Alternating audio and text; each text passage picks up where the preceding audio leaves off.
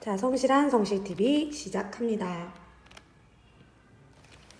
오늘도 퀴즈를 맞히면 간식이 있으니까 수업을 열심히 들어주시기 바랍니다. 간식. 자, 아간파천이 뭐였어요? 아시아 공사관으로 우리의 하늘이 피했다 라고 하는 아간파천입니다. 결국 러시아 공사관으로 고종이 간 거죠. 근데 이렇게 하다 보니까 열강들이 이권, 우리나라에서 좋은 권리들, 이익이 되는 권리들을 가지고 갑니다. 예를 들어 광산을 채굴하는 권리, 그 다음에 나무를 베어갈 수 있는 권리, 그 다음에 우리나라의 전선을 설치할 수 있는 권리 같은 여러 가지의 이권들이, 이익이 되는 권리들이 아주 싼 값에, 헐값이라고 하죠. 헐값에 넘어가는 거죠. 근데 러시아와의 관계에서 이런 것들을 러시아가 가져가는 거는 뭐 고종을 데리고 있으니까 당연한 건데 왜 다른 나라도 가지고 있었을까요? 우리가 다른 나라들과 조약을 체결할 때 뭘 했죠? 이 열강이라고 하는 건 러시아뿐만 아니라 미, 영, 푸 곳곳의 나라입니다.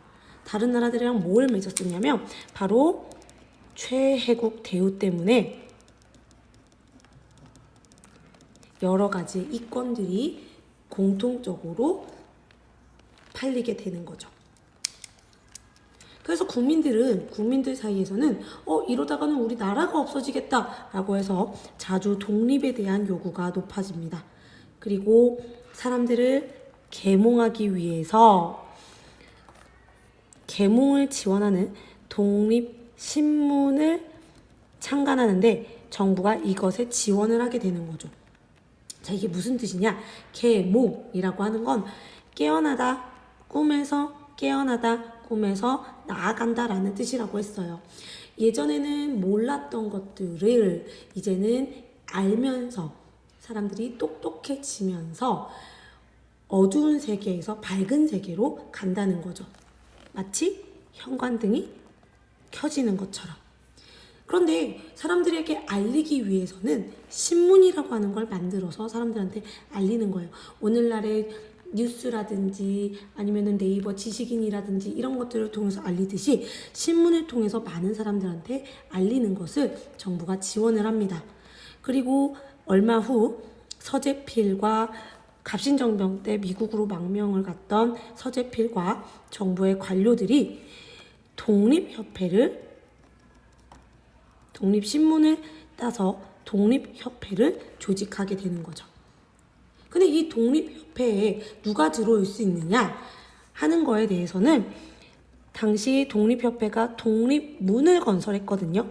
이 독립문 건설의 모금활동에 참여하는 사람이라면 누구나 회원으로 될 수 있어서 누구나 신분의 고하에 따르지 않고 누구나 참여할 수 있었기 때문에 이것 때문에 다양한 계층의 사람들이 들어오는 전국적 단체로 발전하게 됩니다. 그럼 독립문이 뭐냐? 바로 이겁니다. 지하철 3호선에 독립문역이 있는데요. 3호선 은평구에 있는 독립문입니다. 여기에 독립문이라고 써 있어요. 이 독립문을 건설하는데 사람들이 모금운동을 했는데요. 근데 우리는 나라를 빼앗긴 적도 없는데 왜 독립문을 설치하느냐? 이거는 열강에 대한 독립이고요. 그보다 더 중요한 건 바로 이게 서 있었던 자리라는 겁니다. 이게 영은문이라고 하는 곳인데요. 영은문이라고 하는 건 원래 청나라 사신들이 들어오던 길이에요. 청나라 사신들이 일로 향해서 이렇게 우리 경복궁으로 들어오는 곳이었어요. 이 영은문을 세워놓고 여기에서 청나라 사신들에게 접대도 하고 그랬었던 건데 이걸 헐어버리고 거기에다가 독립문을 설치했다라고 하는 건 청으로부터 독립하였다라고 하는 뜻입니다. 독립문 모금운동을 통해서 전국적인 단체로 발전하였는데 그 독립협회가 어떤 활동을 하였느냐? 제일 중요한 거는요. 자유와 백성의 권리, 그리고 우리의 국권을 확립하기 위해서 누구를? 대중을 가르쳐야 한다라고 하는 민중계몽과 개혁운동에 추진을 합니다. 하나씩 보면요. 토론회를 주재하는데요. 이 토론회에 독립협회의 회원들이 와가지고 신교육의 진흥이라는 건 신교육이 앞으로 어떻게 나아갈지, 그 다음에 미신타파, 예를 들어서 종두법 때문에 그러는 건데, 예전에는 이 종두법은 예방접종이라고 했잖아요. 병에 걸리면 무서운 마귀가 꼈다고 생각을 해요. 그래서 구술하는데, 그 구술하는 게 아니라 새로운 정확한 진단법으로 처리를 해야 한다라고 하는 거죠. 미신타파. 그 다음에 여전히 의회 설립이라고 하는 정치체제의 변화와 또 언론과 집회의 자유를 주장을 합니다. 이 언론과 집회의 자유는요, 여러분, 언론이라는 건 뭐예요? 신문으로서 정부나 사회가 있었던 일들을 많은 사람들이 공유하는 거죠. 그리고 집회는 그러한 공유된 것들을 통해서 사람들이 정치적인 색깔을 함께 낼 수 있고 사회에 요구할 수 있는 아주 중요한 민주주의의 덕목입니다. 이런 것들을 통해서 민중의 정치의식을 높이는 거죠. 그래서 민중의 집회를 통한 많은 사람들의 공동으로 모이는 만민 공동회를 추진을 합니다. 민중의 집회고요. 종로에서 이루어졌어요. 종로에 사람들이 많이 모여서 이렇게 사람들이 토론도 하고 이야기도 나누는데요. 여기까지 다 사람들이에요. 그림이 좀 깨져서 그렇지만 근데 보면요. 여기 상투를 쓴 사람도 있고요. 여기 뭐라고 해요? 댕기를 하는 청년도 있고요. 삿갓을 쓴 사람, 페랭이갓을 쓴 사람, 중인이거든요. 이 사람들은 중인, 양반 이런 사람들, 서열 사람들, 여기 스님도 있죠. 빡빡머리 스님까지 다양한 계층의 사람들이 나와서 회의를 하는 겁니다. 그들이 했던 토의 내용은요. 제일 중요한 거는 누구의 간섭을 금지한다. 러시아의 내정 간섭을 벗어나자라고 하는 겁니다. 왜? 러시아 공사관에 우리의 왕이 있기 때문에 우리에게 내정 간섭을 하고 또 그들이 그 내정 간섭을 통해서 우리의 권리들, 이권들을 가져간다라고 하는 것들을 비판을 하는 거죠. 또 하나는요. 이제 국민이 정치에 참여할 수 있다라고 하는 국민 참정권 요구 운동이 일어나게 되는 겁니다. 그래서 정치에 참여하는 국민들을 끄집어내자라고 하는 건데요. 그 첫 번째 단계가 바로 관민공동회입니다. 이 토론회장에서 제일 중요한 건요. 바로 이 사람들이에요. 이 사람들. 정부 고관들이죠. 정부 관리들. 다시 얘기하면 관리와 민중이 같이 회의를 하는 겁니다. 그걸 우리가 뭐라고 하는 거냐면요. 관민공동회라고 해요. 그 관민공동회가 헌의 6조라고 해서 우리나라를 이렇게 이끌어갔으면 좋겠다라고 하는 정치 이상을 발표합니다. 이거는 조금 이따가 같이 살펴볼 거예요. 정치 이상. 어떤 정치 이상이 있었을까 하는 거 다음 조금 이따가 살펴볼 겁니다. 자, 그래서 독립협회는 그 의미가 있어요. 의미는 계몽활동을 통해서 민중과 함께 개혁운동을 펼쳤다. 누구와 함께? 중요한 건 민중과 함께 했다라고 하는 거고요. 갑신정변과 갑오개혁의 한계를 극복한 거죠. 그들은 이 민중을 함께하지 못했지만 독립협회는 민중과 함께 했어요. 하지만 한계는요. 열강의 침략성을 제대로 파악하지 못하고 특히 누구를 좋게 봤냐면 여기에서 다시 일본을 좋게 봅니다. 이들이 얘기하는 것 중에 러시아만 얘기하고 있지 일본에 대한 이야기들을 빼놓고 있어요. 그래서 열강의 침략성은 제대로 파악하고 있지 못하다라고 하는 한계점을 가지고 있는 거죠. 자, 여기서 문제입니다. 띵동띵동 퀴즈입니다. 짜잔.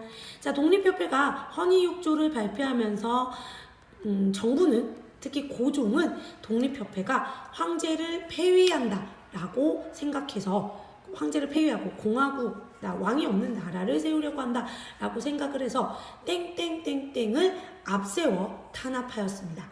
이 땡땡땡땡이 누구일까요? 어떤 단체일까요? 이 땡땡땡땡 단체를 알아오시면 됩니다. 힌트는요, 37쪽, 교과서 37쪽에 있습니다. 요 땡땡땡땡을 맞추는 사람들에게 간식을 줄 겁니다. 어떤 간식인지는 기대하세요. 지난번에 띵동띵동 퀴즈는 마이구미였죠? 2반이 안 가져갔어요. 그래서 그건 교무실에서 선생님들이 맛있게 먹겠습니다.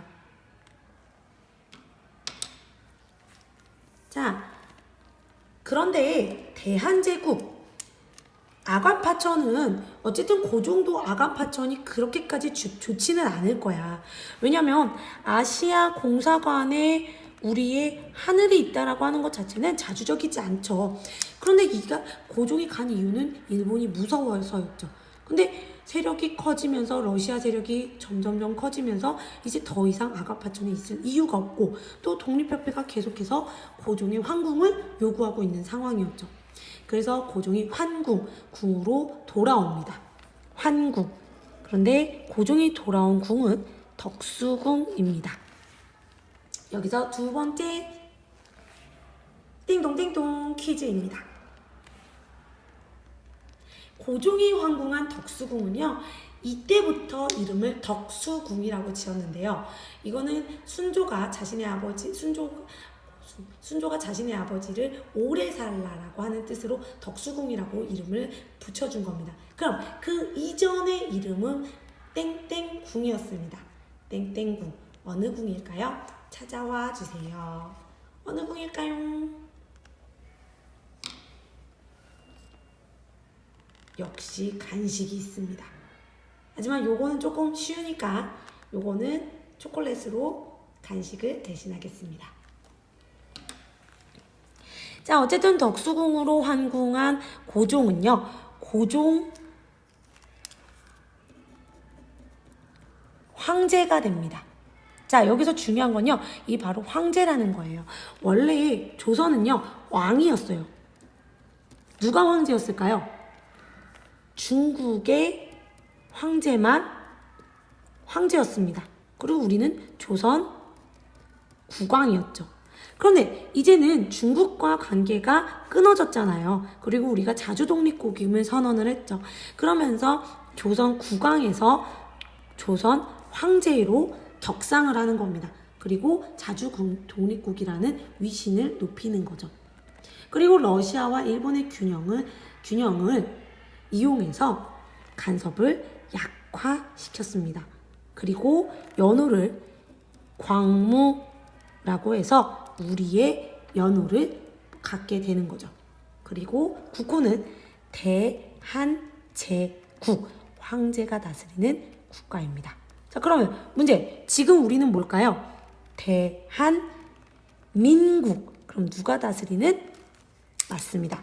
백성, 시민이 다스리는 나라인 거죠. 여기는 황제가 다스리는 나라. 그 힌트로 황제가 다스리는 나라라고 해서 대한국 국제를 반포하는데요. 이건 헌법이나 같은 겁니다. 그러니까 법을 제정을 하는 거죠. 어떻게 법을 하겠다는 약식법을 만듭니다. 그리고 광무 개혁을 실시하는데요. 고종 황제가 주도적으로 하는 개혁입니다. 그래서 그 개혁은 이 원칙에 따르는데요. 바로 옛 것을 본을 삼아 옛 제도를 근본으로 새로운 것을 참조한다. 새로운 것을 쓰겠다라고 하는 겁니다. 옛 제도의 근본은 바로 전제 왕권을 얘기하는 거고요. 새로운 제도라는 건 뭘까요? 바로 근대식 제도입니다.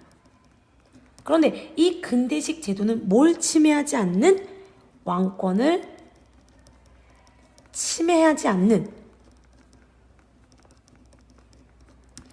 새로운 제도를 창조한다라고 하는 거죠. 그래서 대한제국도 독립협회도 새로운 세상을 꿈꿉니다. 백성이 참여하고 황제가 권위를 높이는 새로운 나라를 꿈꾸는데요. 그 새로운 나라가 바로 독립협회의 헌의 6조 대한제국의 대한국국제에서 보여줍니다. 자, 그들이 수립하고자 했던 근대 국가는요, 조금 다른 형태예요. 어떤 형태냐? 바로 독립협회는 헌의 6조와 대한국 국제를 비교하자면요, 헌의 6조는요, 외국인과 의지하지 말고 관리와 백성이 합심을 해서 전제왕권을 공고히 할 것이라고 얘기를 합니다. 그러면서 2조를 보면요, 여기서 제일 중요한 건데요, 외국과 이권에 대한 계약과 조약을 해결할 때에는 바로 해당 관리가 있는 부처, 해당 부서에서 대신과 중추원 의원이 함께 서명한다. 다시 얘기하면 서명의 주체가 누구예요? 바로 관리가 중심이 되는 겁니다. 관리가 중심이 돼서 계약을 체결해야 된다라고 주장하고 있습니다. 그리고 마지막, 여기서 중요한 건데요. 책임관, 그러니까 최고위 관료층을 임명할 때는, 임명이라고 하는 건 최고층 관리층을 그 자리에 넣을 때는 의정부에서 물어보는 거예요. 그리고 의정부에서 물어봐서 과반수를 차지한 자, 다시 얘기하면 누가 임명하는 게 아니에요. 왕이 아니라 중추원에서 임명을 해야 된다라고 하는 거죠. 그럼 중추원이 뭘까요? 여기서 계속 나오는 중추원이라고 하는 게 의회랑 같습니다. 중추원은요, 정부가 추천하는 관선 의원과 독립협회 회원들이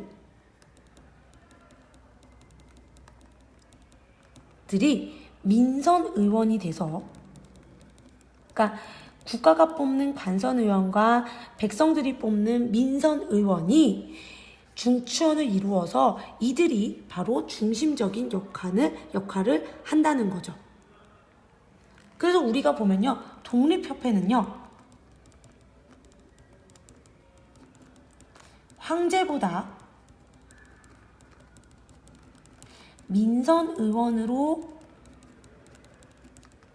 구성된 중추원의 역할을 중요시합니다. 무슨 말인지 알겠어요? 민선 의원은 백성들이 뽑은 회원들이라는 거죠.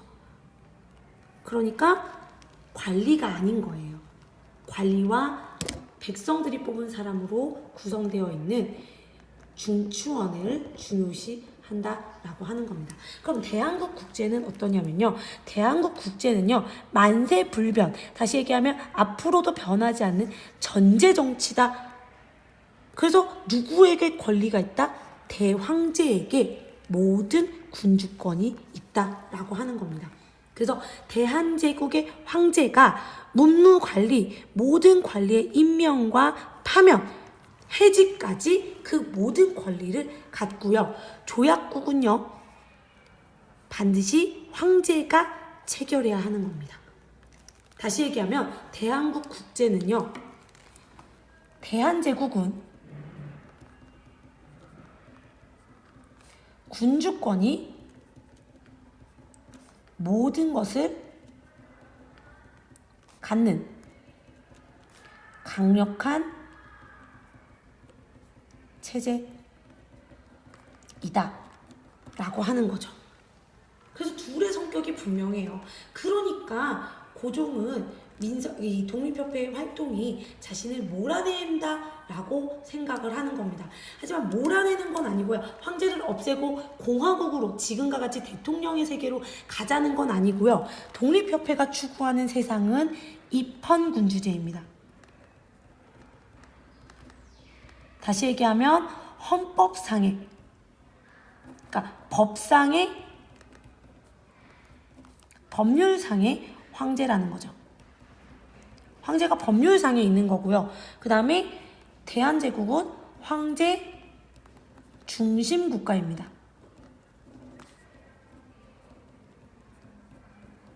이걸 우리가 뭐라고 하냐면 전제정이라고 합니다. 그러니까 황제가 모든 것을 다 하는 정치인 거죠. 이렇게 독립협회와 대한제국의 생각이 달랐습니다.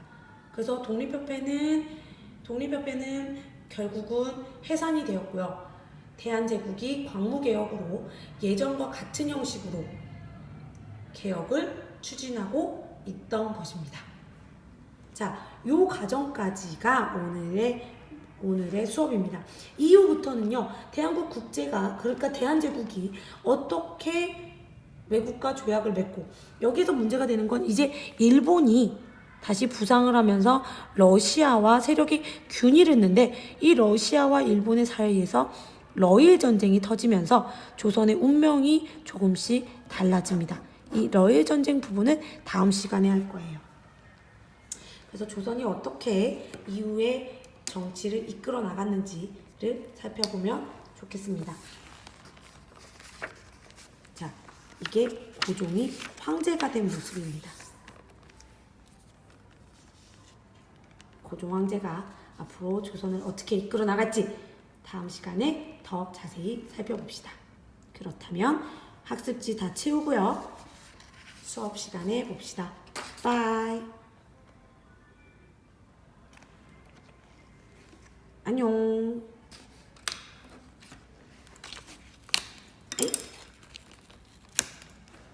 안녕.